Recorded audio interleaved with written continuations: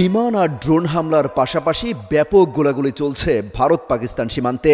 বিশেষ করে পাকিস্তান নিয়ন্ত্রিত কাশ্মীরের পুঞ্চ এলাকায় ব্যাপক গোলাবর্ষণের খবর পাওয়া গেছে। এতে আহত হয়েছেন প্রায় ৪০ জন।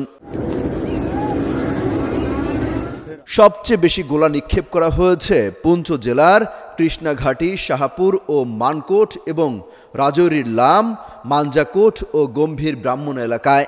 ভারতের গণমাধ্যমগুলো বলছে পাকিস্তানি সেনাদের গোলাগুলির পাল্টা জবাব দিচ্ছে ভারতীয় সেনারাও।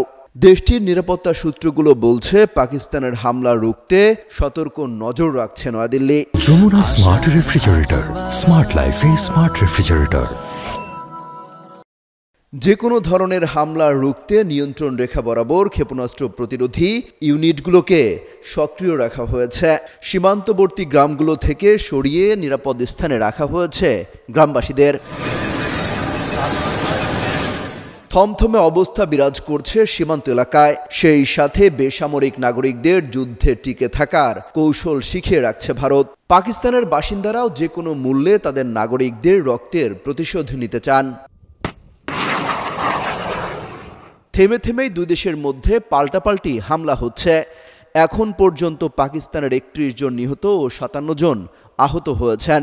এদিকে হামলার পর থেকে সীমান্তে পাকিস্তানি বাহিনীর গোলাবর্ষণে ১৬ বেসামরিক নাগরিক নিহত ও ৪৩ জন আহত হয়েছেন বলে জানিয়েছে ভারতের সেনাবাহিনী। তার মধ্যে ১৫ জনই বেসামরিক নাগরিক।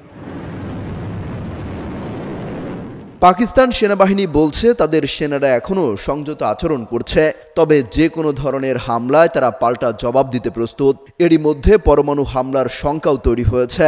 তবে ভারত কিংবা পাকিস্তানের পক্ষ থেকে পরমাণু অস্ত্র নিয়ে কোনো কথা শোনা যায়নি। এদিকে দুপক্ষকেই সংযত থেকে বিরোধ মিটিয়ে ফেলার আহ্বান জানিয়েছেন মার্কিন president Donald Trump. Amit Hasan Robin, Jugantor news.